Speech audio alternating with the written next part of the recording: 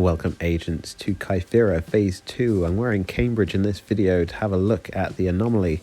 And if you're wondering to yourself, what is that weird inverted grey pyramid sat above that portal as if suspended by some strange red lightning? That is a shard, and it's something very different, very exciting that we're going to have a look at in today's video. So if, like me, you haven't had any chance to play with shards before and you're wondering what on earth they do, we're going to have a look at that in today's video. They bring a completely new aspect to the game, something that is really exciting, something that actually brings a degree of urgency into the game because of the time-sensitive nature of shards and when they jump around and how you score them. So yeah, let's have a look at them in today's video. So as I said earlier, we're in Cambridge in the UK, and we're really fortunate that we've got one of the 10 sites across the planet that has shards spawning on its anomaly site. So we're really excited about that, and we're going to go through the schedule of the day. So it goes at 2:30, the target spawn, and so for both factions, the Resistance and the Enlightened, they have two goals essentially where you need to get your shards to. As soon as your shard gets into one of those goals, you score that shard and it can't be taken back. So 2:30 is when the targets actually spawn, and that's when you need to race those targets and actually farm a lot of keys and make sure that you can get them to all your agents on the ground.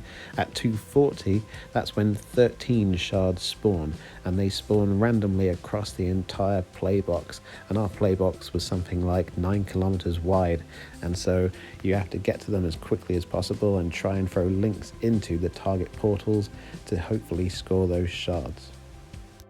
And at 2:50 we're in the full swing of things then. At 2:50 we have the first shard jump, and then every 10 minutes afterwards the shards move between those portals. But they only move if there is a link for them to travel down. So shards travel down links, and they only travel one way as well. So it won't go backwards and forwards between two portals if there's just one link between them. It will go one direction and then it will stop. If you don't manage to actually shift a shard for a long time and it's just trapped in between a few portals, it will jump to a different location.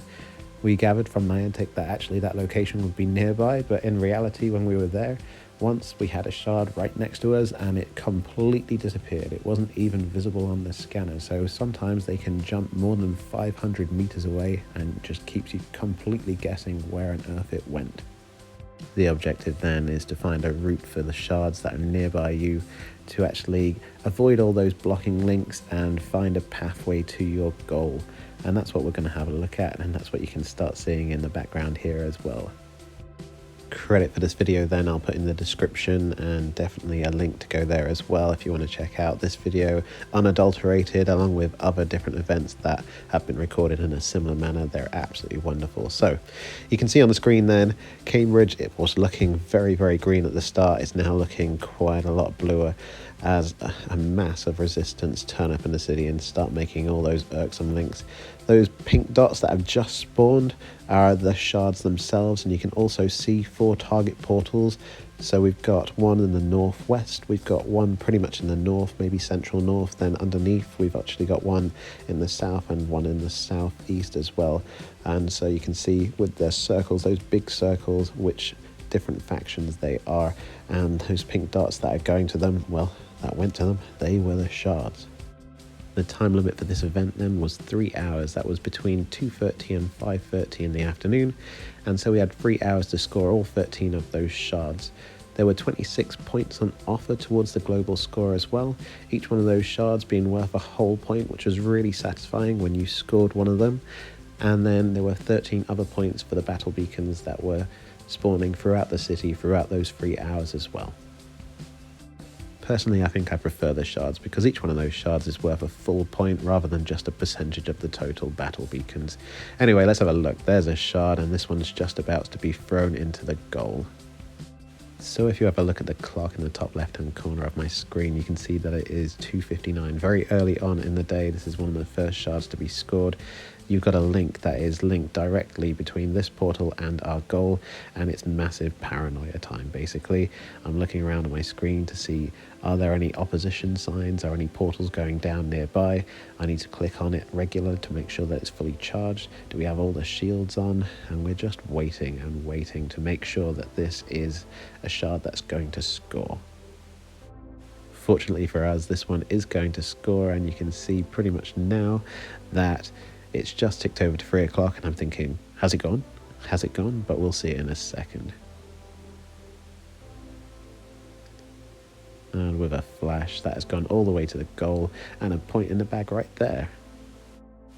I don't think I got the recording as perfect as I could on that one, but fortunately in the next one that's going to score very, very shortly, I actually get the animation in full and it looks absolutely fantastic. So we're going to have a look at this one, this second shard, and by this point in the day I was there thinking, yep, I'm pretty confident, we've got no opposition, so I'll just make sure to film this one, and it is at 350 almost, at 350 this is when this one is going to jump across, and we'll get a good view of that shard animation as it winds its way all the way over to the enlightened goal. I think a massive part of the attraction to shards is the time sensitivity, that excitement of getting there in time, beating the opposition and making it travel along your links instead of theirs. That makes it so exciting. Let's have a look. We can see it disappear very shortly. Perfect. So with that one, yeah, it was not very much drama. I think we were quite a way out of the actual city centre, and getting to there and throwing it wasn't as risky as some others. Others that I didn't manage to record, unfortunately, happened with a lot more drama, a lot more opposition. But with that one you could see that it was shard number 13, and I figured, okay, I'll have a look on Intel and make sure that you can see it scoring, and well, you can't see it there. I click on it a few times, but with a refresh of the page you'll see that actually number 13 shard turns up very shortly. I was getting a little bit paranoid at this point, thinking, did it go? Is it in? Did we get that point? Have we scored? And so yeah, you'll see my massive paranoia here, but as soon as we refresh it, there it is. You can also see on the Intel map what those shards look like when they're actually at the goals, and the different types of ornamentation throughout the city as well, with the different battle beacons and the shards that haven't yet been scored as well. There it is, shard 13 magically turns up. Fantastic.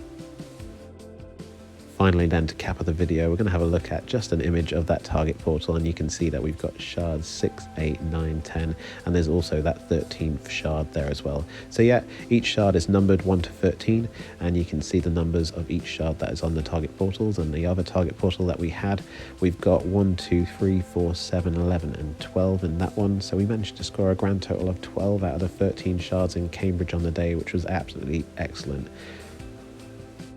I'd highly recommend it if you ever get the chance to play with shards. Absolutely go for it, it's well worth it, something completely different.